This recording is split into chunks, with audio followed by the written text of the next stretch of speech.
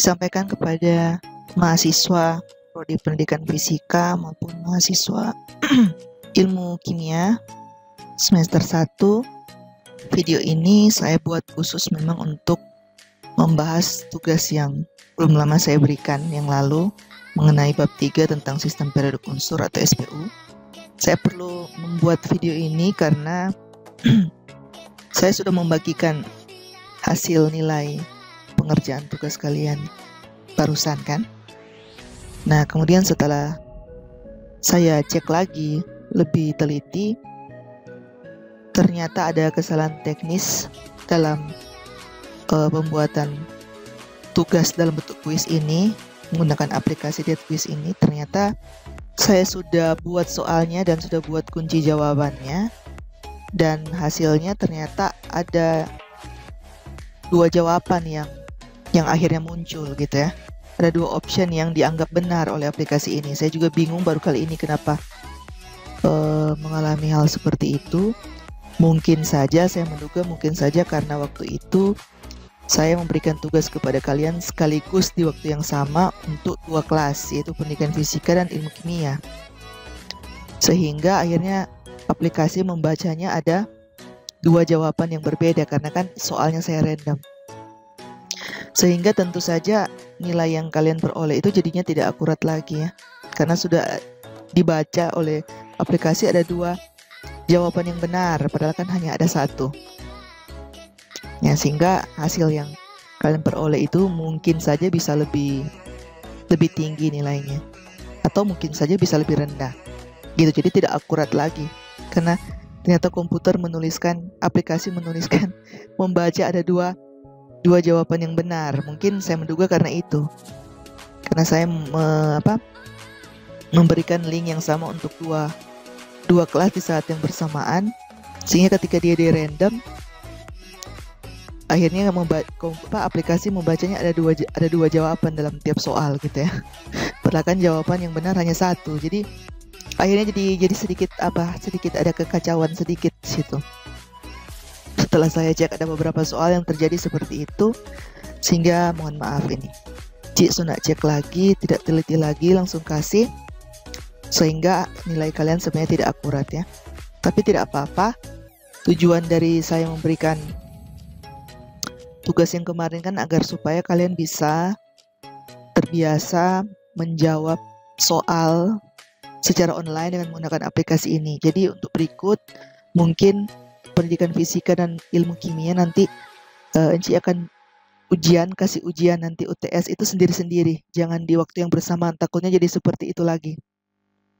Ya kan, jadi mungkin ya kita lihatlah, mungkin apakah pendidikan fisika duluan terus besoknya baru ilmu kimia atau sebaliknya. Nanti UTS kita akan buat seperti itu, jangan bersamaan. Ternyata jadi seperti ini. Pengalaman dari Enci sebelum-sebelumnya tidak pernah dapat kasus seperti ini, baru kali ini. Kok bisa dia jadi double jawabannya? Itu baru Enci teliti tadi, jadi mohon maaf untuk ketidaknyamanan ini ya. Nah, tujuan yang kedua juga saya membuat video ini untuk membahas soal-soal di bab 3 tentang SPU ini. Karena mungkin saja memang kalian juga banyak yang masih belum memahami bagaimana menjawab beberapa soal gitu ya.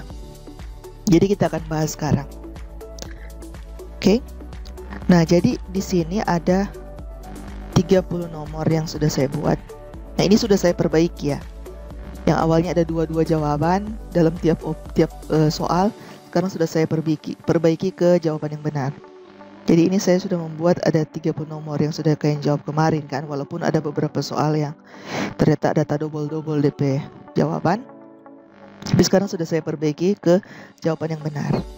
Jadi kita akan mulai bahas satu persatu soalnya dan jawabannya apa dan mengapa jawabannya seperti itu, agar supaya kalian lebih memahami untuk bab yang ketiga ini ya, tentang SPU, sistem periodik unsur.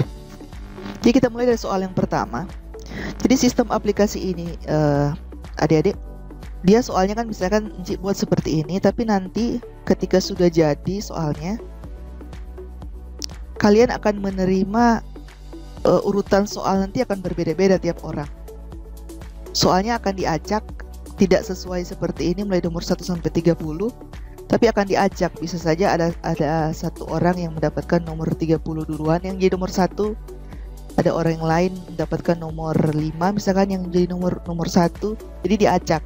Begitu pula dengan optionnya tiap orang itu akan diacak seperti itu.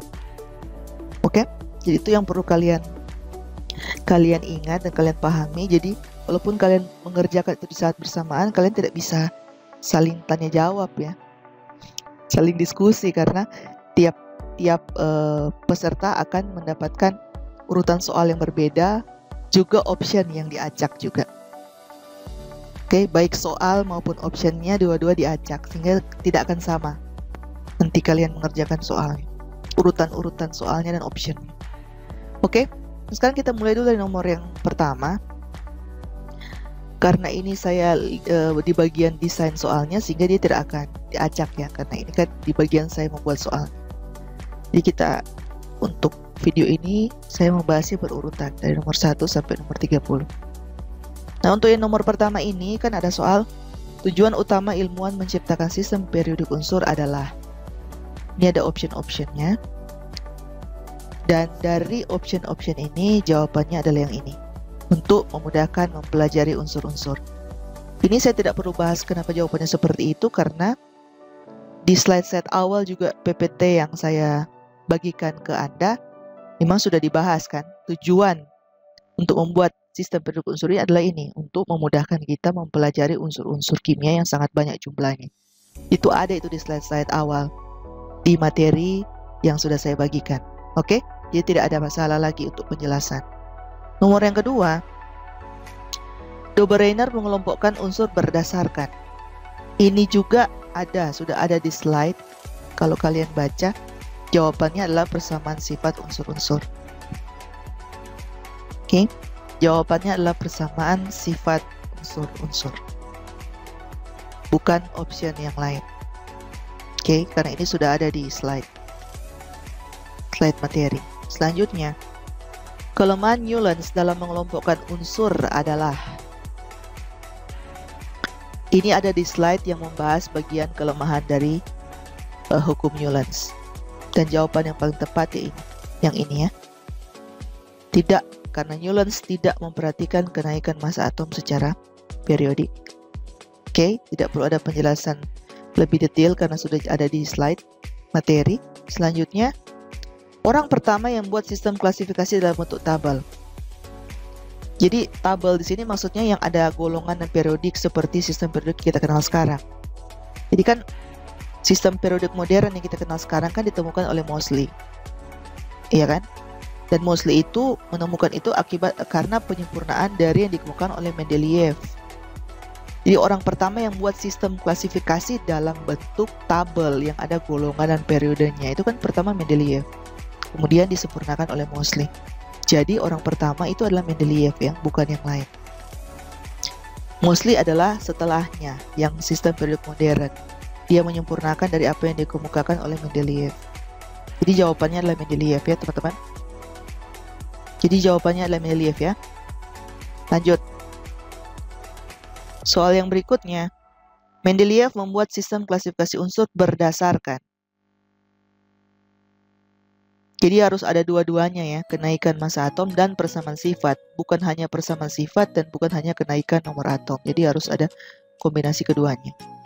Jadi dia melihat persamaan sifatnya dan juga dia melihat atau memperhatikan kenaikan massa atomnya. Jadi jawabannya yang ini. Selanjutnya, itu juga ada di slide ya. Nomor selanjutnya. Sistem periodik panjang adalah sistem periodik Mendeleev yang telah diperbaiki oleh, ini ya, jelas Moseley ya. Moseley memperbaiki kelemahan dari hukum Mendeleev menjadi sistem periodik modern. Oke, jadi ini sudah jelas Moseley. Kalau kalian membaca di materi, pasti kalian dapat jawabnya. Kemudian, yang nomor selanjutnya, dalam sistem periodik panjang, unsur-unsur dibagi menjadi, nah ini juga, ini mungkin juga masuk dalam kesalahan dari aplikasi ya. Dia jawab ada dua jawaban, jadinya untuk orang yang menjawab yang satu dianggap benar. Kita Gitu ya. Jadi mohon maaf ada kesalahan waktu itu. Di jawabannya sebenarnya yang ini ya. 18 golongan dan 7 periode. Oke, 18 golongan dan 7 periode. Anda bisa lihat sendiri di sistem periode unsur dan hitung. Semua golongan ada berapa? Ada 18. Memang kan di slide ada, saya ingat ditulis 8 golongan utama dan 8 golongan transisi. Harusnya kan 8 tambah 8, 16. Kok ini 18? Coba lihat baik-baik. Ada satu golongan di golongan transisi yang ada 3 anggotanya. Oke, jadi kalau di total semua itu ada 18 golongan. Selanjutnya, dalam sistem periode unsur X terletak pada periode 4 golongan 5A. Umur atom dari X adalah. Nah, di sini kan kita sudah belajar bahwa kalau periode itu kan menyatakan jumlah kulitnya. Sedangkan golongan menyatakan elektron valensinya. Itu harus diingat. Berarti kalau ada periode 4, berarti ada 4 kulit. Ada 4 kulit. Dan golongan 5A berarti kan elektron valensinya 5. Ya berarti kita tinggal hitung saja untuk kulit pertama kan dia full terisi 2. Kulit kedua itu full terisi 8. Kulit ketiga full terisi 18. Dan kulit terakhir yang keempat, karena dia periode 4 ada 4 kulit, dia terisi 5 elektron karena elektron valensinya 5. Sehingga kita jumlahkan saja 2, 8, 18, 5 itu berapa? Jumlahnya 33. Oke? Mudah kan ya? Kita lanjut. Nah, sini ada soal diketahui unsur-unsur A sampai E. Di mana unsur A itu setnya 7, A-nya 14, dan begitu seterusnya. Ya, supaya tidak terlalu lama saya membaca satu-satu. Unsur yang segolongan adalah, nah kita kan sudah tahu kalau satu golongan, kalau unsur-unsur di golongan yang sama, berarti dia apa? Mempunyai elektron valensi yang sama. Ya kan? Nah, berarti caranya adalah kalian buat dulu konfigurasi elektron dari masing-masing unsur. Kemudian lihat elektron valensinya. Kalau elektron valensinya sama, berarti itu jawabannya. Gitu ya. Tapi kalau ternyata ada beberapa pasang, lebih dari satu pasang, ya lihat yang ada di option yang mana. Gitu ya. Jadi kita lihat ya, untuk unsur A kan setnya atau nomor atomnya 7. Berarti jumlah elektronnya juga 7. Sehingga untuk unsur A itu konfigurasi elektronnya adalah 2, 5. Ya kan? 2, 5. Itu yang unsur A. Kalau unsur B, karena setnya 9, berarti konfigurasi elektronnya 2, 7. Ya kan? Yang unsur C, karena setnya 12, berarti konfigurasi elektronnya menjadi 2, 8, 2. Ya kan? Kemudian karena yang unsur D setnya 38, berarti konfigurasi elektronnya menjadi 2, 8, 18, 8, 2. Ya kan? Dan yang terakhir karena Z-nya yang unsur E, karena Z-nya 51, konfigurasi elektronnya menjadi 2, 8, 18, 18, 5. Oke? Nah, dari sini bisa jelas terlihat bahwa unsur A dan unsur E yang sama. Sehingga jawabannya A dan E.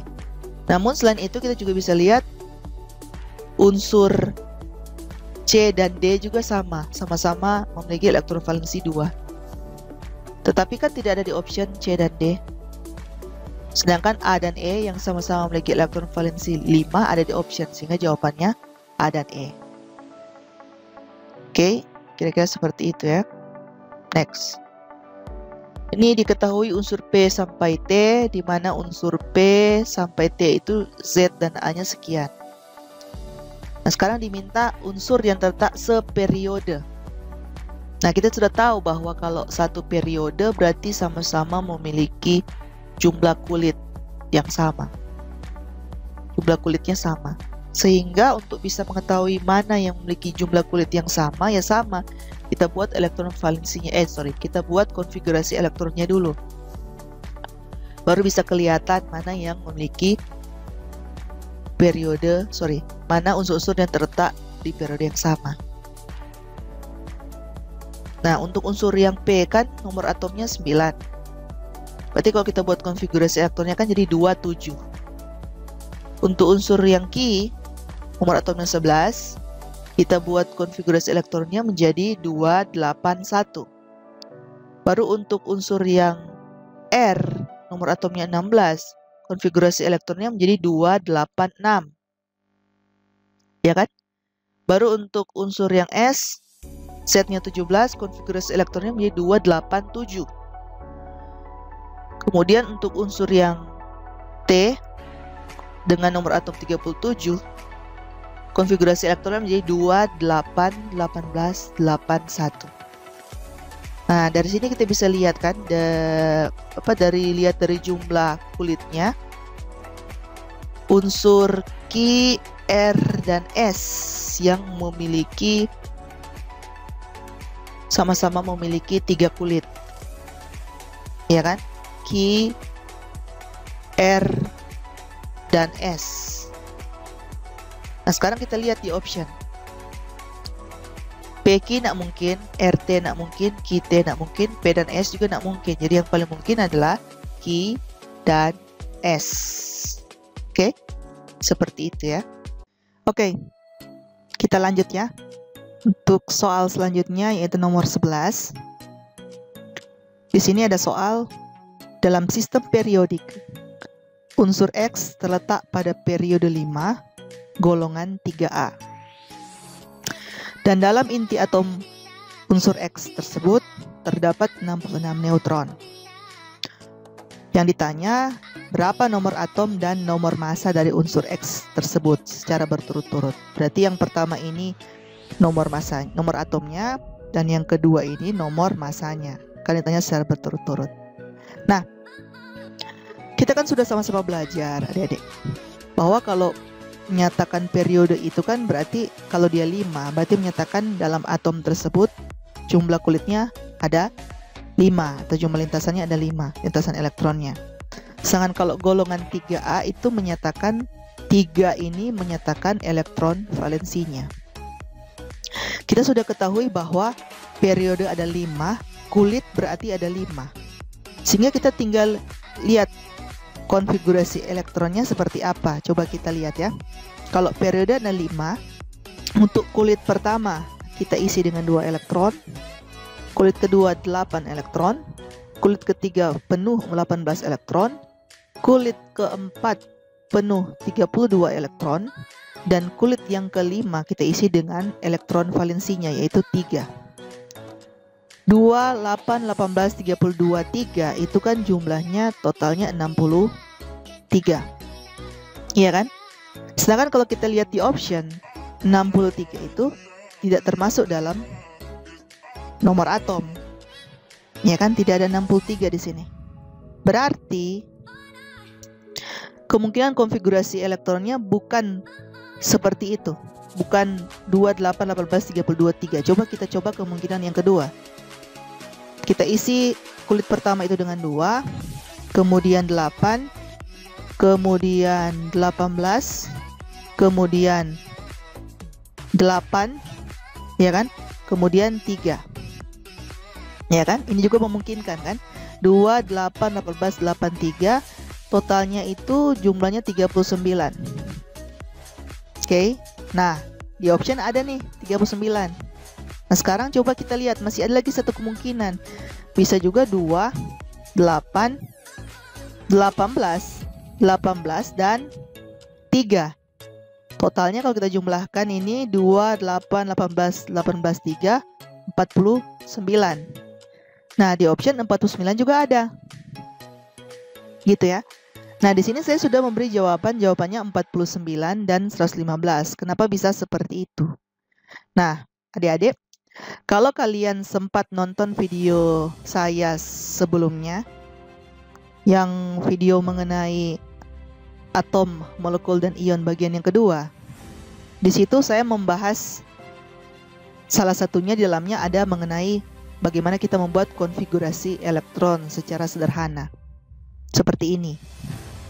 Ya, jadi kita tidak menggunakan kombinasi aturan Aufbau di situ, atau aturan Hahn atau larangan Pauli. Jadi konfigurasi elektron secara sederhana saja, pakai logika saja. Nah, tapi itu memang ada aturannya. Konfigurasi elektron seperti ini hanya berlaku untuk unsur-unsur golongan utama atau golongan A. Nah, sekarang untuk yang 39,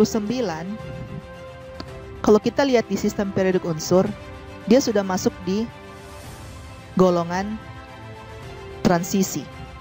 Dia sudah masuk di kelompok unsur-unsur golongan transisi. Sedangkan soal-soal yang saya muat di sini semua mencakup unsur-unsur di golongan utama. Karena nyambung dengan video yang saya sudah jelaskan sebelumnya. Saya akan fokus membahas di golongan utama. Itu pun kalau kalian sempat nonton videonya. Nah, sehingga yang paling mungkin itu adalah nomor atomnya itu 49, bukan 39. Karena 39 kita sudah eliminasi karena dia masuk di unsur golongan transisi. Nah, sekarang dari 49 ini kenapa jawabannya 49 dan 115, ya kan? Karena kan kita sudah belajar nomor atom itu menyatakan jumlah proton dan juga bisa juga jumlah elektron jika atom itu netral, ya kan? Kita sudah dapat 49. Nah, 115-nya itu dari mana? Nah, nomor massa kan itu menyatakan jumlah proton kita tambahkan dengan jumlah neutron. Kalau kita sudah tahu jumlah protonnya 49, berarti kita tambahkan saja dengan neutronnya yang ada 66. Berarti 49 tambah 66 menjadi 115. Sehingga jawabannya adalah yang ini, 49 dan 115. Seperti itu adik-adik. Jadi semoga dapat dipahami kenapa jawabannya yang ini, jawaban yang benar. Jika Anda ingin membuktikan benar tidak jawaban ini sesuai tidak, ya lihat saja, langsung cek di sistem periodik unsur. Pada periode kelima dan golongan ketiga A, itu unsurnya itu nomor atomnya berapa? Pasti 49. Oke? Semoga dapat dipahami. Kita lanjut ke soal selanjutnya. Ya, soal berikutnya yaitu jumlah proton dan elektron dalam ion X3- adalah 69. Dalam inti atom X terdapat 42 neutron.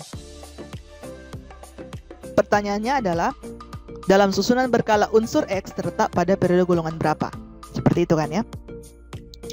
Kita sudah belajar juga sebelumnya bahwa untuk menentukan periode dan golongan kita tidak perlu informasi mengenai neutron. Neutron ini di soal ini hanya untuk pengecoh saja. Kita tidak butuh informasi mengenai neutron di sini.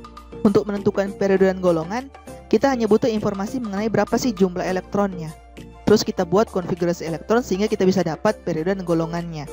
Intinya semua soal di sini memuat unsur-unsur di golongan A ya. Saya sudah bilang itu di video sebelumnya. Nah, berarti sekarang bagaimana cara kita menyelesaikan ini? Nah, di video sebelumnya juga saya sudah menjelaskan. Semoga kalian nonton. Bahwa atom yang netral itu jumlah proton dan jumlah elektronnya pasti sama. Sehingga kalau misalkan ada soal menyatakan jumlah proton dan jumlah elektron untuk atom X itu 20, berarti sudah jelas. Sudah jelas, berarti protonnya 10 dan elektronnya 10. Jadi kalau ada soal jumlah proton dan jumlah elektron dalam atom X itu jumlahnya 20, berarti sudah jelas protonnya 10, elektronnya juga pasti 10. Karena atomnya netral. Nah, persoalannya berbeda kalau atom itu sudah bermuatan atau sudah membentuk ion. Saya sudah jelaskan yang lalu kan. Kalau ionnya negatif berarti ada kelebihan di elektron. Sedangkan kalau ionnya bermuatan positif berarti ada kelebihan di proton. Nah, sekarang kita bisa lihat bahwa ion ini muatannya itu negatif dan besar muatannya negatif 3. Sehingga ada kelebihan 3 di elektron. Sehingga 69 ini adalah total dari proton dan elektronnya jumlahnya kelebihan 3 dibandingkan dengan jumlah proton. Berarti cara gampangnya kan, jadi untuk kasus ini 69 ini kita kurangi aja dulu 3. Jadi 66. Jadi 66 itu adalah jumlah proton dan elektron untuk atom yang netral, bukan yang ion. Sehingga kalau 66 kita bagi 2 saja. Bagi 2 jadi 33 untuk proton dan 33 untuk elektron. Ya kan? 33 untuk elektron. Sehingga ketika kita sudah dapat jumlah proton 33, jumlah elektron juga 33 untuk atom yang netral, bukan ion, ya kita langsung bisa membuat konfigurasi elektronnya. Kalau 33 kan elektronnya berarti konfigurasi elektronnya menjadi 2, 8, 18, dan 5. Dari konfigurasi ini kita bisa lihat bahwa untuk unsur X dia terletak pada periode keempat karena kulitnya ada 4, dan elektron valensinya itu 5, berarti dia terdapat pada golongan 5A. Jadi jawabannya yang ini, 4 untuk periode dan 5A untuk golongan. Oke? Jadi kira-kira seperti itu. Jadi dalam menjawab soal kita jangan sampai terkecoh dengan informasi-informasi yang tidak diperlukan. Contoh yang ini, yang neutron ini 42 neutron nggak ada gunanya untuk penentuan periode dan golongan. Ya kan, dia hanya pengecoh untuk membuat mungkin kalian jadi bingung. Padahal soalnya sederhana. Oke? Jadi ingat, yang ditanya atom netral, bukan ion. Oke? Kalau yang ditanya ion, berarti harusnya 33 tambah 3 lagi kelebihannya. Jadi 36, ya kan? Untuk elektron. Tapi kan karena ditanya unsurnya atau atom unsurnya dari X ini, berarti kita harus balik lagi di mana keadaan atom tersebut netral, bukan dalam bentuk ion. Oke? Semoga dapat dipahami ya. Makanya kalau belum sempat nonton video saya yang atom molekuler ion bagian yang kedua, ya ditonton lagi lah supaya bisa paham. Karena saya sudah jelaskan ini dari sejak video-video itu. Oke? Semoga dapat dipahami, kita lanjut. Nah, soal selanjutnya, dalam sistem periodik panjang, pada unsur-unsur yang segolongan berlaku. Dalam video tentang sistem periodik unsur, saya sudah membahas bahwa kalau unsur-unsur itu berada dalam golongan yang sama, berarti dia memiliki kemiripan sifat. Berarti unsur-unsur tersebut memiliki kemiripan sifat, sehingga tentu saja jawabannya yang ini. Sifat kimianya mirip satu sama lain. Kalau mempunyai jumlah lintasan elektron yang sama tidak mungkin, karena itu menyatakan periode, bukan golongan. Baru jumlah elektronnya sama juga tidak mungkin. Ya kan, karena dia nomor atomnya berbeda-beda pasti. Ya kan? Nah, kemudian sifat fisiknya sama? Tidak mungkin juga. Ya kan? Dan yang terakhir, satu sama lain nomor atomnya bersisa 8 juga tidak mungkin. Oke, jadi yang paling mungkin dari pilihan option ini adalah yang ini. Sifat kimianya mirip satu sama lain. Oke? Semoga dapat dipahami ya. Selanjutnya. Soal selanjutnya, konfigurasi elektron atom X adalah 2, 8, 18, 86. Dalam susunan berkala atau tabel berkala, unsur X terletak pada periode golongan berapa? Nah, dari sini kita sudah bisa lihat jelas bahwa karena dia ada kulitnya ada 1, 2, 3, 4, 5, berarti periodenya ada 5. Sehingga jawabannya hanya antara ini 2 kan? Tapi kenapa ini jawaban yang ini? Ya jelas, karena kan 6 ini menyatakan elektron valensinya dan juga sekaligus menyatakan golongannya. Berarti jawabannya adalah periode kelima golongan 6A. Itu sudah jelas. Oke. Untuk membuktikan silakan lihat di sistem periodik unsur. Ya kan? Terbukti bahwa dia ada di posisi 5 dan dia ada di posisi periode kelima dan golongan 6A. Selanjutnya, konfigurasi elektron ion 3 plus adalah 28. Dalam susunan berkala untuk unsur X terletak pada periode golongan berapa? Nah, lihat. Pahami soalnya. Di sini adalah konfigurasi elektron bukan atom netral, tapi ion. Ion X3+, yaitu 28. Jadi 28 ini bukan konfigurasi dari atom netral, tapi ion dari atom tersebut. Jadi ion X bukan atom X. Di sini kita sudah ketahui muatannya 3+.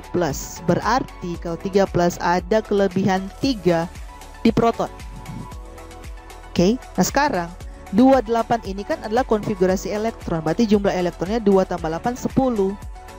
Elektronnya ada 10, sedangkan status 3+ berarti menyatakan kelebihan 3 di proton. Berarti kalau elektronnya 10 berarti protonnya ada 13. 10 tambah 3, 13. Sehingga kalau protonnya 13 itu sama saja dengan jumlah elektron pada atom netral juga 13, karena ini kan ion, bukan atom netral. Sehingga kalau jumlah protonnya 13 untuk atom netral, otomatis jumlah elektronnya juga 13. Kalau sudah tahu jumlah elektronnya 13, berarti kita tinggal buat konfigurasi elektronnya. 13 kan jadi 2, 8, 3. 2, 8, 3 berarti ada 3 kulit, periodenya ketiga, dan 3 ini adalah elektron valensi yang menyatakan golongan. Berarti periode ketiga golongan 3A. Seperti itu. Oke, semoga dapat dipahami ya. Kita lanjut. Soal selanjutnya adalah konfigurasi elektron ion A2- adalah 2, 8, 18, 8, 8. Dalam sistem periodik unsur A terletak pada periode atau golongan berapa? Nah, di sini juga sudah jelas teman-teman bahwa ini adalah konfigurasi dari ion, bukan unsur netralnya, bukan atom netralnya tapi ionnya. Dan muatannya 2- berarti ada kelebihan 2 di elektron. Nah, konfigurasi ini kan adalah konfigurasi dari elektron dari ion ini. Nah, jadi konfigurasi ini sudah statusnya itu kelebihan 2 dibandingkan dengan elektron pada atom netralnya. Sehingga otomatis konfigurasi elektron untuk atom netralnya, karena ini statusnya kelebihan 2, berarti untuk atom netralnya konfigurasinya menjadi 2, 8, 18, 18, 6. Jadi 8 dikurang 2. Jadi 2, 8, 18, 18, 6. Sehingga dari konfigurasi elektron ini kita bisa lihat kulitnya ada 5, berarti periodenya 5. Elektron valensinya ada 6, berarti golongannya 6A. Jadi jawabannya jelas yang ini. Oke, jelas ya? Kita lanjut. Di sini ada soal, diketahui unsur-unsur A sampai E, di mana unsur A itu sampai E itu memiliki informasi Z dan A sebagai berikut. Saya tidak perlu membacanya satu-satu supaya tidak terlalu lama. Pertanyaannya adalah urutan jari-jari atom unsur dari kecil ke besar adalah yang mana? Nah, untuk bisa menjawab ini, kita kan harus tahu sifat keperiodikan dari jari-jari atom seperti apa. Dan juga kita harus tahu posisi dari tiap-tiap atom unsur ini di mana dalam sistem periodik. Sehingga kita bisa melihat kecenderungannya. Apakah dia dari kecil ke besar, yang mana yang paling kecil, mana yang paling besar. Dan urutannya dari kecil ke besar yang mana-mana, atom yang mana, unsur yang mana, kan seperti itu. Nah, jadi caranya untuk menjawab ini kita buat dulu lah ya. Dianggap kita tidak melihat sistem periodik unsur, tidak diizinkan untuk melihat sistem periodik unsur. Jadi caranya adalah dengan kita membuat konfigurasi elektron dari masing-masing unsur. Nah, untuk unsur A kan setnya 11, berarti kan konfigurasi elektronnya menjadi 2, 8, 1. Ya kan? Untuk yang unsur B, nomor atomnya 15, berarti konfigurasi elektronnya menjadi 2, 8, 5. Untuk unsur C, nomor atomnya 17, berarti konfigurasi elektronnya menjadi 2, 8, 7. Untuk unsur D, nomor atomnya 37, berarti konfigurasi elektronnya menjadi 2, 8, 18, 8, 1. Ya kan? Nah, kemudian untuk unsur yang terakhir, unsur E, nomor atom 33, berarti konfigurasi elektronnya menjadi 2, 8, 18, 5. Nah, dari informasi ini kita bisa membuat tabel. Yang penting kita tahu sifat keperiodikan dari jari-jari atom. Untuk meletakkan unsur-unsurnya sehingga kita tahu posisinya. Dari informasi konfigurasi elektron ini kan kita bisa tahu jelas tiap-tiap atom unsur ada di periode dan golongan berapa. Jadi seandainya kita tuliskan tabel seperti ini, ya kan? Kita bisa tahu bahwa unsur A itu ada di periode 3 golongan 1, jadi dia di sini. Unsur B itu ada di periode 3 golongan 5, berarti dia di sini. Dan unsur C itu ada di periode 7 golongan periode 3 golongan 7, berarti dia di sini. Unsur D itu ada di periode 5 golongan 1, berarti ada di sini. Dan unsur E ada di periode 4 golongan 5, berarti dia ada di sini. Ini golongannya ini yang saya masukkan golongan utama ya, yang A. Nah, setelah sudah disusun tabel seperti ini, baru Anda ingat kembali bagaimana sifat keperiodikan dari jari-jari atom. Nah, sifat keperiodikannya kan makin ke kanan, jari-jari atom itu untuk unsur seperiode makin kecil. Sebaliknya, untuk unsur-unsur segolongan makin ke bawah, makin besar. Berarti dari sini kita sudah bisa lihat jelas, YC itu adalah unsur yang paling kecil, jari-jari atomnya paling kecil, kemudian diikuti dengan B yang sedikit lebih besar, kemudian A yang lebih besar lagi, kemudian E, dan D yang paling besar. Sehingga kalau kita lihat urutannya dari kecil ke besar adalah C, baru B, baru A, baru E, baru D yang paling besar. Oke, jadi jawabannya CBAED yang ini. CBAED yang ini ya. Oke, semoga dapat dipahami. Kita lanjut. Nomor selanjutnya yaitu jari-jari atom Ca lebih besar dari jari-jari ion Ca2+. Alasan yang paling tepat tentang pernyataan tersebut adalah, jadi alasannya kenapa jari-jari atom Ca lebih besar dari jari-jari ion Ca2+. Alasannya kenapa? Nah, dari sini kan untuk bisa menjawab ini sebenarnya kita harus paham konsep bahwa jari-jari atom Ca itu pasti berbeda dengan jari-jari ionnya. Dan kalau ion bermuatan positif, itu menandakan dia melepas elektronnya. Dan elektron yang dia lepaskan tergantung berapa muatannya. Berarti kalau dia muatan 2+, berarti dia melepaskan 2 elektron. Berarti kalau kita lihat konfigurasi elektron dari Ca kan berarti kan konfigurasi elektronnya menjadi 2, 8, 8, 2. Itu untuk atom Ca yang netral. Sedangkan kalau untuk ionnya, kalau dia bermuatan 2+, berarti dia melepaskan 2 elektronnya.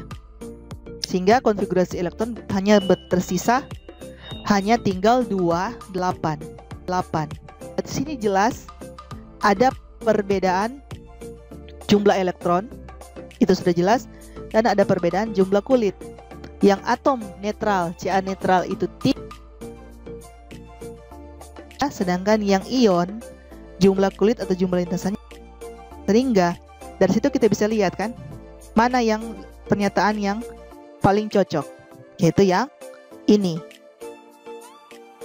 Jadi jari-jari atom Ca lebih besar dari jari-jari ion Ca2+ karena jumlah lintasan atau jumlah kulit elektron pada atom Ca lebih banyak dari Ca2+. Dan itu terbukti kan?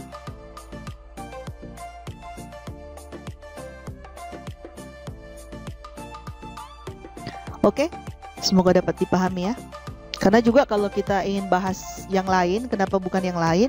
Di sini dikatakan jumlah proton pada Ca2+ lebih banyak dari Ca. Salah ya. Karena yang membuat atom bisa berubah menjadi ion karena jumlah elektron yang berubah, tapi jumlah protonnya tetap tidak ada ngaruh. Nah, kemudian alasan yang kedua ini, jumlah elektron pada Ca lebih banyak dari Ca2+. Iya, benar. Memang jumlah elektronnya pasti lebih banyak. Tetapi kan kita mencari alasan yang paling tepat. Iya kan? Kita mencari alasan yang paling tepat. Gitu ya. Kemudian yang ini, jumlah elektron Ca2+ lebih banyak dari Ca. Itu salah. Karena jelas-jelas Ca2+ kan menandakan dia melepas elektronnya. Dan yang ini, jumlah proton Ca lebih banyak dari Ca2+, ini juga salah. Karena mau dia Ca atau sudah dalam bentuk Ca2+, protonnya tetap, hanya elektron yang berubah. Jadi yang paling tepat adalah yang ini, jumlah lintasannya. Karena kalau yang ini bisa dianggap benar, tapi lebih tepat yang ini, karena jumlah elektronnya lebih banyak berapa? Tidak dibilang juga kan detailnya, jadi lebih cocok atau lebih pas yang ini. Oke?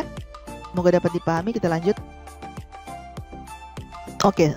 Soal selanjutnya, jika energi ionisasi unsur-unsur dari unsur A, B, C, D digambarkan dalam grafik hubungan nomor atom dan energi ionisasi, maka garis A ke D itu adalah memiliki kecenderungan seperti apa gitu ya. Apakah naik, turun, nah seperti itu. Untuk menjawab ini Adik, kita harus tahu dulu, ya kan? Kita harus tahu dulu posisi dari masing-masing unsur ini dalam tabel periodik itu seperti apa. Kemudian kita juga harus tahu bagaimana sifat keperiodikan dari energi ionisasi, sehingga dari situ kita bisa menyimpulkan bahwa dia dari A ke D itu apakah dia naik, turun, tetap, atau seperti apa, ya? Apakah dia naik, turun, naik, turun, naik, turun, seperti itu. Oke? Jadi langkah yang pertama adalah kita membuat dulu konfigurasi elektron seperti biasa.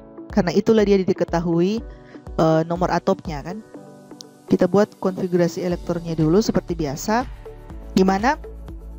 Untuk unsur A, nomor atomnya 9, berarti kan konfigurasi elektronnya menjadi 27. Untuk unsur B, nomor atomnya 10, berarti konfigurasi elektronnya menjadi 28. Untuk unsur C, nomor atomnya 11, berarti konfigurasi elektronnya menjadi 281. Untuk unsur D, nomor atomnya 12, berarti konfigurasi elektronnya menjadi 282. Nah, dari sini kita bisa langsung tahu dia tiap-tiap unsur terletak di periode dan golongan keberapa, dan kita masukkan ke tabel. Seperti contoh soal yang tadi. Suatu soal yang keberapa saya lupa tadi. Nah, setelah kita taruh di tabel kan dia akan jadi seperti ini. Untuk unsur A dia ada di posisi periode 2 golongan yang ke-7. Untuk unsur B ada di posisi periode 2 golongan yang ke-8. Untuk unsur C dia ada di posisi periode 3 golongan yang pertama. Dan untuk unsur D dia ada di posisi periode 3 golongan yang kedua. Jadi golongan semua ini maksudnya merujuk pada golongan utama ya, atau yang A. Nah, kemudian setelah kita sudah taruh dalam tabel seperti ini, kita tinggal melihat kecenderungannya, sifat keperiodikan dari energi ionisasi seperti apa.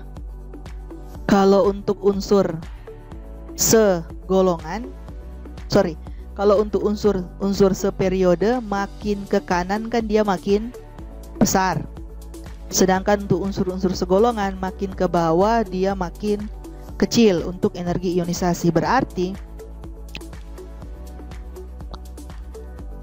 B itu adalah unsur yang paling besar energi ionisasinya, kemudian diikuti dengan A, kemudian diikuti dengan D, lalu diikuti dengan C yang paling kecil. Sehingga kalau kita urutkan dari A ke D, berarti A kan karena lebih besar dari B, berarti A masih lebih di bawah, kemudian dia naik ke B karena B lebih besar dari A. Kemudian ketika dia ke C, jelas B lebih besar dari C, berarti dari B ke C dia turun. Jadi naik, kemudian turun. Kemudian dari C ke D, karena C lebih kecil dari D, berarti dia akan naik lagi. Jadi polanya adalah yang ini. Naik, turun, naik lagi. Jadi dari A ke B dia naik, B ke C dia turun, kemudian C ke D dia naik lagi. Seperti itu. Jadi yang ini yang benar. Naik, turun, naik. Oke? Mau dapat dipahami, kita lanjut. Nah, soal selanjutnya. Pernyataan di bawah ini yang bukan merupakan sifat keperiodikan unsur adalah. Nah, untuk bisa menjawab ini, kita harus tahu masing-masing sifat keperiodikan dari jari-jari atom, titik didih, energi ionisasi, keelektronegatifan, dan afinitas elektron. Itu yang harus kalian hafal polanya, supaya bisa menjawab ini. Nah, untuk yang pertama, kenapa bukan menjadi jawaban? Kan ini saya sudah tulis jawaban yang ini. Untuk yang pertama, kenapa dia tidak menjadi jawaban? Kenapa dia jawaban yang salah? Karena kan ini ditanya, soalnya pernyataan di bawah ini yang bukan merupakan sifat keperiodikan unsur adalah. Berarti kan kita cari pernyataan yang salah. Kalau benar berarti bukan itu pilihannya. Nah, untuk yang ini kan dinyatakan jari-jari atom unsur yang segolongan dari atas ke bawah semakin besar. Kan benar. Kita sudah belajar itu kan di materi yang saya sudah berikan. Untuk jari-jari atom dari atas ke bawah semakin besar untuk segolongan, ya kan? Nah, kemudian yang kedua ini kita bahas yang bukan pilihan ya. Energi ionisasi unsur segolongan dari atas ke bawah makin kecil. Benar kan? Kita juga sudah bahas ini. Untuk unsur-unsur segolongan dari atas ke bawah energi ionisasinya makin kecil. Ya kan? Nah, kemudian yang ini, keelektronegatifan unsur seperiode makin ke kanan semakin besar. Benar juga kan? Kita juga sudah belajar ini, ada di materi, kalian bisa lihat lagi. Dan yang ini juga afinitas elektron unsur seperiode dari kiri ke kanan semakin besar. Benar juga. Jadi dari pilihan ini tentu ini yang paling mungkin yang menjadi jawaban. Karena ada juga di slide, kalian bisa lihat sendiri di slide saya terakhir di materi, bahwa memang untuk titik didih dan titik lele untuk unsur seperiode itu dia tidak dari kiri ke kanan semakin besar, tapi dia ada naik turun, naik terus dapat puncaknya, kemudian dia turun naik lagi, kemudian turun lagi. Jadi dia tidak ada kecenderungan semakin naik terus naik. Jadi pernyataan ini kurang tepat gitu ya, tidak sepenuhnya benar, sehingga inilah yang paling mungkin untuk jadi jawabannya dari semua opsi yang ada. Oke, semoga dapat dipahami. Kita lanjut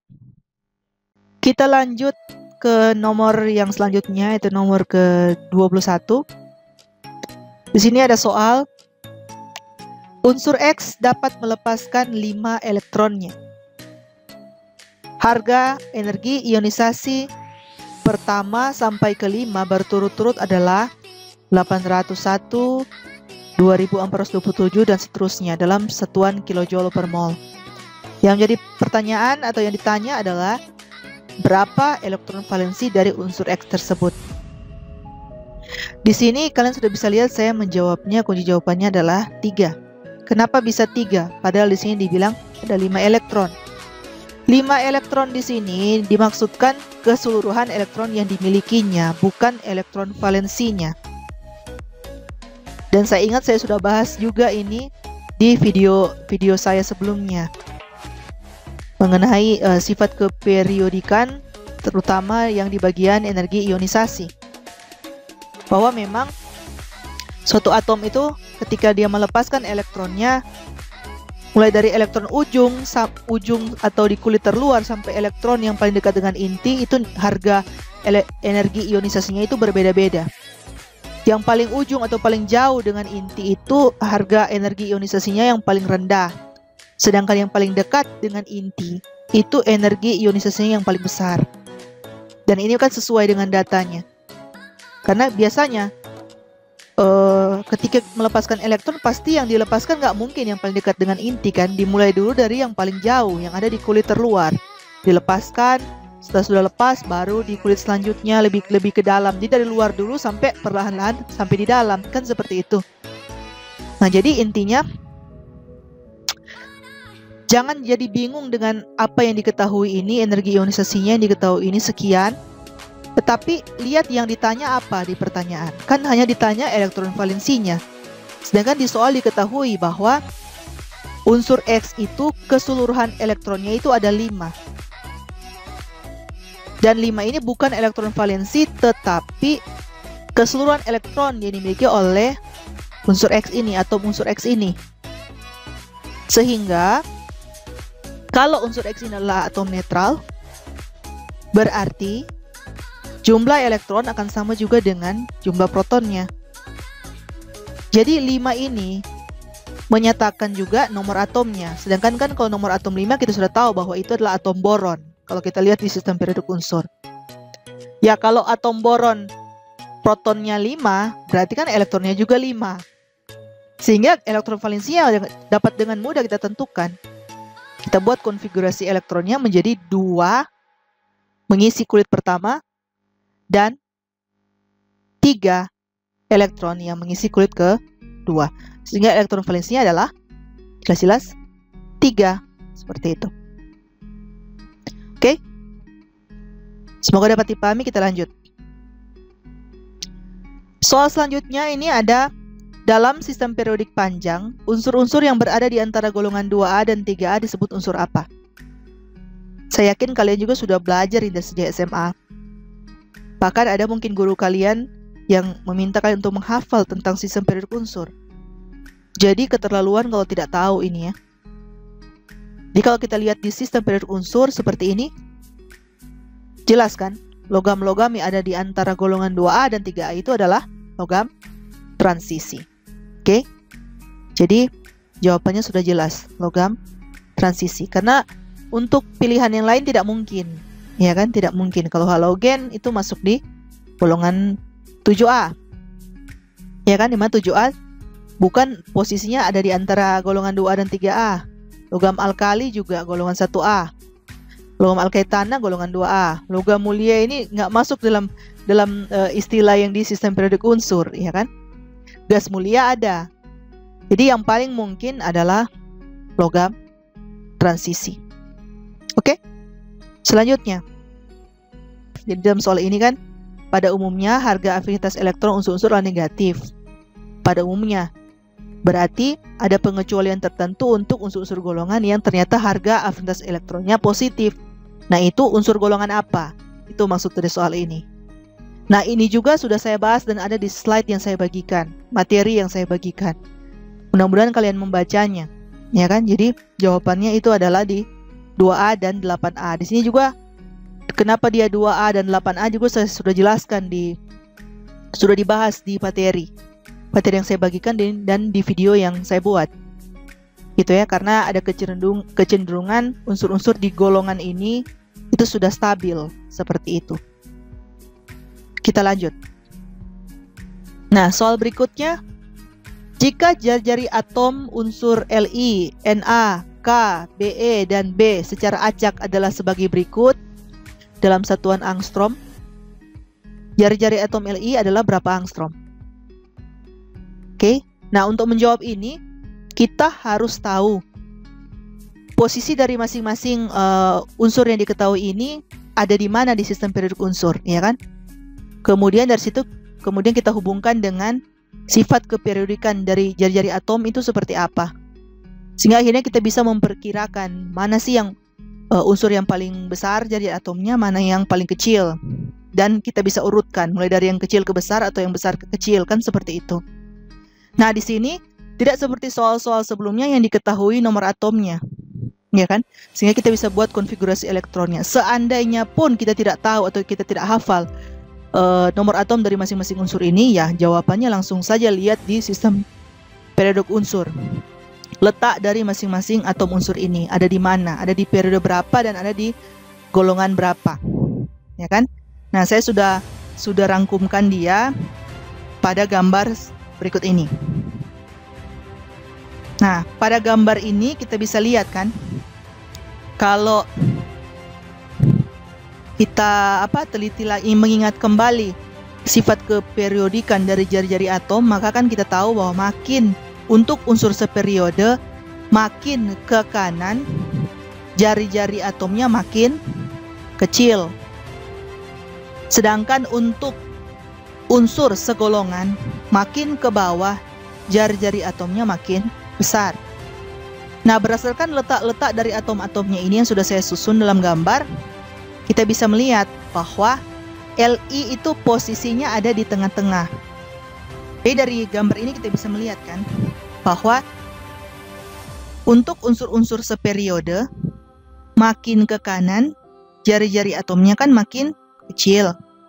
Sedangkan untuk unsur-unsur segolongan makin ke bawah jari-jari atomnya makin besar.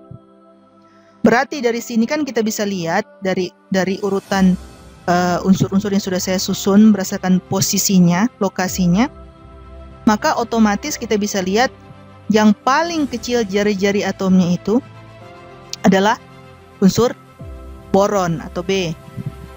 Kemudian diikuti dengan Be yang lebih besar, kemudian Li yang lebih besar dari Be, kemudian yang lebih besar dari Li itu Na, kemudian yang paling besar jari-jari atomnya adalah K. Jadi yang paling kecil itu jari-jari atomnya adalah unsur boron, B, sedangkan yang paling besar itu adalah unsur kalium atau K. Dan Li itu ada di tengah-tengah. Sehingga kalau kita ingin cari jari-jari atom Li berdasarkan angka-angka yang sudah disusun secara acak katanya tidak berurutan, ya lihat saja yang ketiga terbesar. Ketiga terbesar, jika kita urutkan dari yang paling kecil, berarti kan yang paling kecil ini urutan pertama. Kalau dari yang paling kecil 0,80, baru urutan yang kedua 0,89, kemudian urutan yang ketiga 1,23. Berarti Li jawabannya adalah 1,23 angstrom. Karena Li ada di tengah-tengah, di urutan yang ketiga. Oke? Jadi kira-kira seperti itu, semoga dapat dipahami. Kita lanjut. Nomor selanjutnya adalah konfigurasi elektron suatu unsur A dan B berturut-turut adalah 281 dan 287. Dari sini jelas bahwa nomor atom dari B yang lebih besar, ya kan? Nah, kemudian pertanyaannya adalah pernyataan yang tidak benar mengenai unsur A dan B dalam sistem periodik adalah. Nah, bagaimana kita bisa menjawabnya? Di sini saya sudah jawab, jawabannya itu adalah energi ionisasi A lebih besar dari B. Untuk bisa menjawab ini kita harus cek satu-satu ya. Mana yang tidak benar, berarti itu jawabannya. Tapi kalau mana yang sudah benar, berarti itu tidak menjadi pilihan. Karena kan di pertanyaannya diminta mana pernyataan yang tidak benar. Kan kita periksa satu-satu ya, untuk membuktikan bahwa opsi yang lain itu benar. Makanya saya memilih ini. Unsur yang untuk opsi paling pertama, unsur A dan B terletak seperiode. Benar atau tidak? Periode menandakan jumlah kulit atau jumlah lintasan elektron. Ya kan? Kalau sama jumlah kulitnya, berarti dia terletak di periode yang sama. Kita bisa lihat bahwa unsur A dan B sama-sama memiliki kulit 3. Berarti mereka berada dalam periode yang sama, yaitu periode ketiga. Jadi, opsi pertama itu benar. Jadi dia tidak menjadi pilihan jawaban. Opsi yang kedua, A lebih mudah membentuk ion positif dibanding B. A lebih mudah membentuk ion positif dibanding B. Betul atau tidak? Kita sudah belajar bahwa ion positif itu terbentuk bila suatu atom melepas elektronnya sehingga membentuk ion positif. Jadi kalau kita lihat dari konfigurasi elektronnya, dari A dan B akan lebih mudah bagi A untuk lepas elektron daripada menarik elektron. Jadi kalau untuk A lebih mudah lepas elektronnya, yang satu ini dia lepas, satu elektronnya dilepas. Sedangkan kalau untuk B justru lebih mudah untuk menangkap elektronnya, supaya dua-duanya memenuhi aturan oktet. Kan seperti itu. Oke? Itu kalau kalian masih mengingat ya, apa itu aturan oktet? Aturan oktet. Jadi suatu atom itu dianggap stabil jika memiliki elektron valensinya itu 8. Makanya disebut oktet. Oke? Jadi pernyataannya ini unsur A lebih mudah membentuk ion positif dibanding B benar ya. Karena B itu cenderung lebih ingin membentuk ion negatif daripada ion positif. Nah, opsi selanjutnya, afinitas elektron A lebih kecil dari B. Kita kan sudah tahu tadi dari pola yang kita sudah belajar dari soal-soal sebelumnya, kalau makin ke kanan untuk unsur seperiode, afinitas elektronnya makin besar. Kita sudah tahu A dan B ini di periode yang sama. Dan kalau kita lihat konfigurasi elektronnya, posisinya itu kalau A di periode 3 golongan yang pertama, kalau B itu di periode 3 golongan yang ke-7. Jadi kalau A itu cenderung ada di sebelah kiri tabel periodik, dan kalau B itu cenderung ada di sebelah kanan. Ya kan? Di tabel periodik. Sehingga B pasti posisinya lebih di kanan. Berarti logikanya afinitas elektronnya akan lebih besar dibandingkan yang A. Jadi pernyataan ini juga benar. Afinitas elektron A akan lebih kecil dari B. Karena kan afinitas elektron untuk unsur seperiode makin ke kanan makin besar. Yang terakhir, jari-jari atom A lebih besar dari atom B. Sama juga ya. Kan tadi dikatakan sudah beberapa soal yang kita bahas bahwa jari-jari atom itu untuk unsur seperiode makin ke kanan makin kecil. Karena A posisinya A di kiri, maka dia lebih dulu didapat daripada yang B kan, karena B ada di kanan. Sehingga otomatis jari-jari atom A itu kan lebih besar dari jari-jari atom B. Oke, sehingga dari berbagai option ini yang option yang ini yang paling benar. Karena hanya option ini yang salah. Ya kan? Harusnya, karena kita sudah belajar juga di soal-soal sebelumnya bahwa kalau berbicara energi ionisasi dari kiri ke kanan itu makin besar. Berarti otomatis B pasti harusnya lebih besar daripada A. Ya kan? Tapi di sini ditulis energi ionisasi dari A justru yang lebih besar dari B. Jadi salah. Ya kan?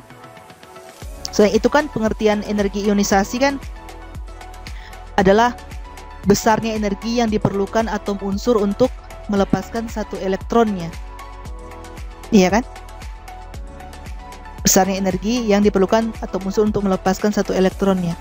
Makin ke kanan, energi ionisasinya makin besar. Ya, karena kalau yang unsur B itu dia cenderung akan bukan melepas tapi menangkap elektron. Sedangkan yang A itu dia cenderung akan lebih suka melepas elektron. Jadi harusnya energi ionisasi dari A itu lebih kecil, jauh lebih kecil dari B, karena A itu lebih mudah melepaskan elektronnya. Seperti itu. Jadi pernyataan ini yang tidak tepat, tidak benar ya. Jadi ini yang menjadi pilihan jawaban. Oke. Selanjutnya, unsur di bawah ini yang energi ionisasinya paling besar adalah. Di sini juga kalian sudah bisa lihat jawabannya. Saya menetapkan kunci jawabannya yang A dengan nomor atom 2, nomor massa 4. Jadi ini unsur helium ya, He, yang A ini. Kenapa jawabannya bisa A? Ya kan? Kenapa jawabannya bisa A? Dengan nomor atom 2 dan nomor massa 4. Kenapa?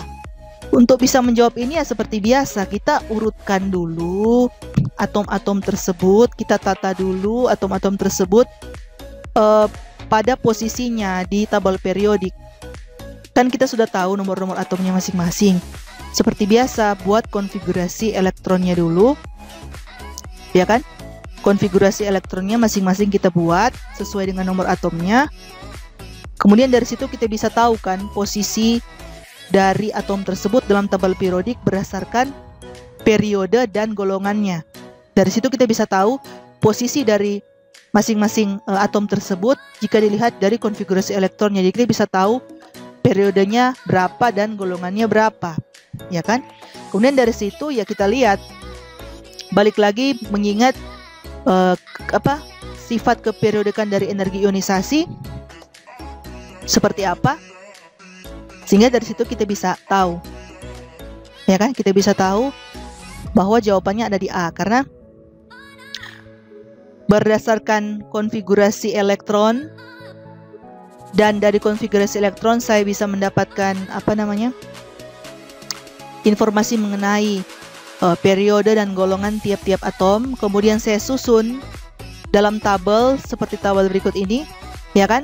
Nah, kemudian dari tabel berikut ini kan kita bisa ingat kembali bahwa untuk energi ionisasi Untuk unsur seperiode dari kiri ke kanan dia makin besar, sedangkan dari untuk unsur segolongan dari atas ke bawah dia makin kecil.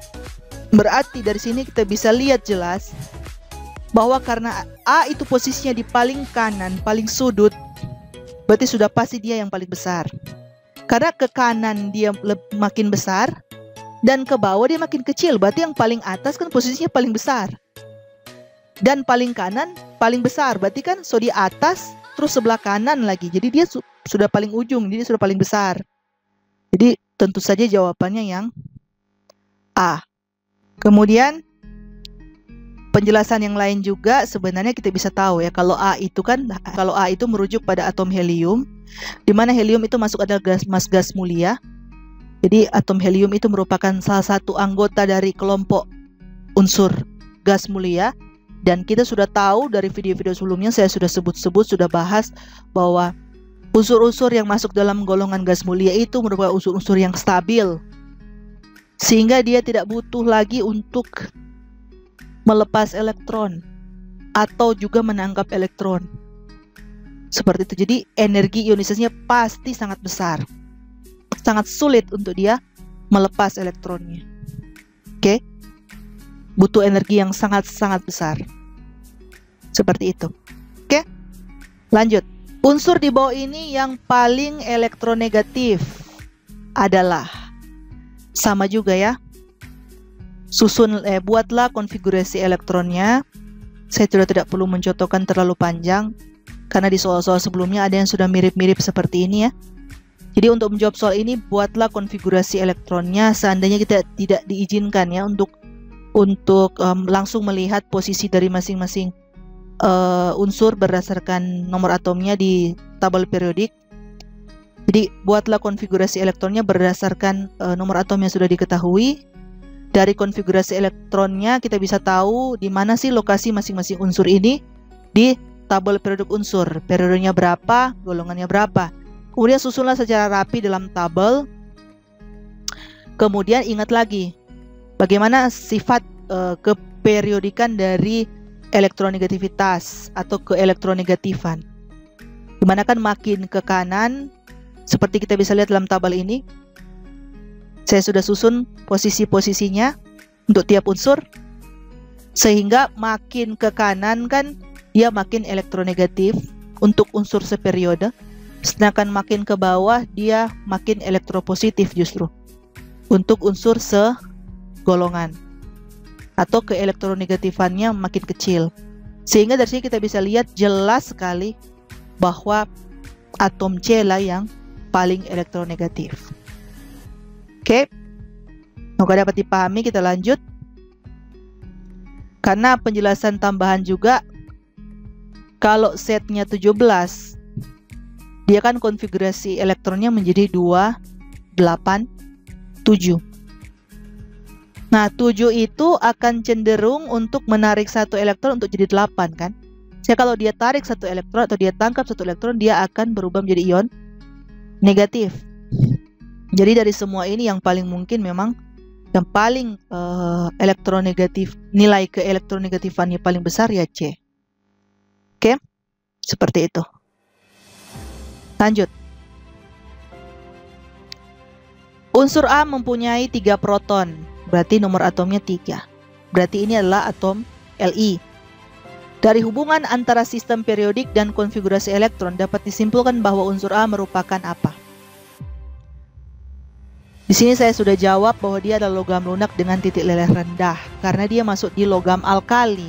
Ciri-ciri logam alkali ya dia lunak dan titik lelehnya rendah. Tapi kenapa tidak dipilih yang lain? Mari kita bahas. Li itu kan konfigurasi elektronnya 2-1, ya kan? Sehingga dia akan cenderung melepas satu elektron itu membentuk ion positif, bukan ion negatif justru. Kemudian gas yang sangat tidak reaktif bukan, dia logam. Dan yang sangat tidak reaktif ini justru gas mulia, bukan golongan alkali. Oke? Kemudian selanjutnya logam keras dengan titik leleh tinggi tidak. Dia justru logam yang lunak dengan titik leleh rendah. Kemudian unsur non-logam yang sangat reaktif, ya tidak juga. Tidak mungkin juga karena dia masuk golongan logam, bukan non-logam. Jadi yang paling mungkin ya yang ini. Oke, soal selanjutnya. Di sini ada tabel. Kita diminta memperhatikan tabel ini, di mana ada unsur P, Q, R, S, T yang sudah disusun berdasarkan posisinya sesuai dengan golongannya ya. Periodenya ini tidak ditaruh jelas ya, periode berapa. Tapi golongannya sudah ditaruh jelas bahwa yang Q ada di golongan 3A, P ada di golongan 4A, R dan S ada di golongan 5A, dan T itu ada di golongan 6A. Kemudian yang menjadi pertanyaan adalah atom unsur yang mempunyai afinitas elektron paling kuat adalah yang mana? Di antara P, Q, R, S, dan T. Nah, di sini kan kita bisa melihat kecenderungan dari afinitas elektron seperti apa dalam tabel periodik kan. Katanya kan kalau makin ke kanan dia makin besar, sedangkan makin ke bawah dia makin kecil. Tetapi untuk afinitas elektron kita juga perlu lihat ya, materi yang sudah saya bagikan ke Anda semua, bahwa ternyata makin ke arah 6A, 7A itu, makin ke kanan, itu nilainya afinitas elektronnya makin besar. Tidak selalu harus seperiode ya. Tapi di bagian kanan dari tabel periodik di unsur 7A, kelompok 7A, 6A itu afinitas elektronnya memang besar. Nilainya sampai ratusan. Sedangkan makin ke kiri, ke arah kiri justru ke 4A, 3A itu kecil, hanya puluhan gitu ya. Sehingga dari sini tanpa harus kita mengecek ya posisi tepat ini unsurnya, maksudnya unsurnya apa, kita lihat saja dari kecenderungan hasil pengukuran yang sudah ada di materi yang ini ya. Kita kan bisa lihat kalau untuk unsur 7A, 6A dia besar ya kan, sedangkan di bagian golongan 4, 5A ke bawah, 4A, 3A itu dia lebih kecil. Sehingga kita bisa simpulkan di sini bahwa afinitas elektron yang paling kuat adalah yang T. Oke, yang unsur T. Karena kita bisa konfirmasi untuk yang golongan 6A dia besar-besar nilainya. Oke, jadi kira-kira seperti itu. Tanpa kita harus memastikan ini T ini maksudnya unsur apa, karena periodenya tidak dikasih tahu ini. Iya kan? Kita tidak bisa menjamin kalau ini ada periode 1 kan? Belum tentu juga. Jadi kira-kira seperti itu ya. Yang pasti hanya golongannya, tapi periodenya kita tidak tahu juga. Ya kan? Jadi kira-kira seperti itu. Semoga dapat dipahami. Kita lanjut ke soal yang terakhir. Jadi di sini soal ke-30 ini ada tabel juga. Ada atom juga untuk atom unsur P, Q, R, S, T juga. Kemudian masing-masing sudah ada konfigurasi elektronnya. Dan pertanyaannya diminta, berikut ini adalah konfigurasi elektron beberapa atom unsur, ini dia. Dan diminta atau yang ditanyakan adalah elektronegativitas tertinggi dimiliki oleh unsur yang mana. Oke. Untuk menjawab soal ini ya kita kan harus tahu dulu yang dimaksud dengan elektronegativitas itu apa. Ya kan? Kita sudah bahas yang kemarin, ada juga di materi bahwa untuk elektronegativitas itu adalah kecenderungan suatu atom unsur untuk menangkap satu elektron, ya kan, dalam suatu ikatan kimia. Sehingga kalau kita lihat dari konfigurasi elektron masing-masing unsur ini sudah jelas, teman-teman. Sudah jelas bahwa atom yang paling mungkin untuk bisa menangkap elektron adalah yang ini, yang R. Jadi opsi pilihannya yang C. Karena konfigurasinya 287. Untuk memenuhi aturan oktet, dia harus menangkap satu elektron. Sedangkan kalau yang lain lebih cenderung justru untuk melepas. Ini lebih baik dia lepas. Yang ini lebih baik juga dia lepas, bukan tangkap. Kalau ini sudah penuh, ya kan, ini sudah masuk golongan gas mulia, sudah stabil. Sedangkan yang ini lebih cenderung juga dia untuk lepas daripada tangkap. Oke? Jadi untuk soal yang terakhir juga sudah jelas, jawabannya adalah atom unsur R. Jadi opsinya adalah opsi pilihan C. Jadi Seperti yang saya sudah jelaskan tadi, ada sedikit kesalahan teknis dalam penyusunan soal-soal untuk tugas ini. Jadi dead quiznya nggak tahu, saya juga bingung salah menerjemahkan atau apa. Jadi ada beberapa option yang jadi double, tapi ada juga yang tidak sesuai dengan kunci jawaban. Nah, termasuk ini juga salah satu saya ingat. Karena saya lihat ada beberapa yang jawabannya benar, terus tapi dia aplikasi terjemahkan salah, padahal seingat Ci sudah buat kunci jawabannya itu, tapi nggak tahu juga karena apa. Mungkin karena yang sudah saya jelaskan tadi di awal. Karena ada 2 kelas sekaligus saya running, akhirnya aplikasinya jadi bingung. Mungkin seperti itu, saya juga tidak tahu. Oke. Jadi supaya tidak terjadi hal-hal yang seperti itu lagi, nanti kalian tidak akan ujian berbarengan ya. Pendidikan fisika dan ilmu kimia akan dipisah.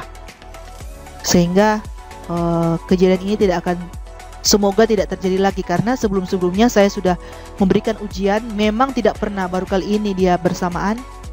Sebelum-sebelumnya saya memberikan ujian di waktu yang berbeda-beda untuk mata kuliah dan kelas yang berbeda, tidak pernah sekalian berbarengan dan tidak pernah kejadian seperti ini. Baru kali ini karena saya buat berbarengan jadi seperti ini. Oke. Sampai di sini pembahasan kita mengenai soal di bab 3 tentang sistem periodik unsur. Bagi yang belum nonton video-video saya juga, karena kan waktu itu Cik bilang kan Cik lagi sibuk sehingga tidak sempat buat video, tapi bukan berarti tidak dibuat. Maksudnya tidak tepat waktu, jadinya nanti beberapa hari kemudian baru bisa. Harusnya kan harus diupload hari itu sesuai dengan perjanjian. Tapi karena kesibukan baru bisa beberapa hari kemudian atau seminggu kemudian baru bisa. Jadi uploadnya belakangan. Kalau ada yang mungkin mau menonton, silahkan, ada di alamat channel seperti biasa. Oke, mungkin cukup sekian pembahasan dari saya, penyampaian dari saya. Semoga dapat dipahami. Mohon maaf jika ada salah-salah kata.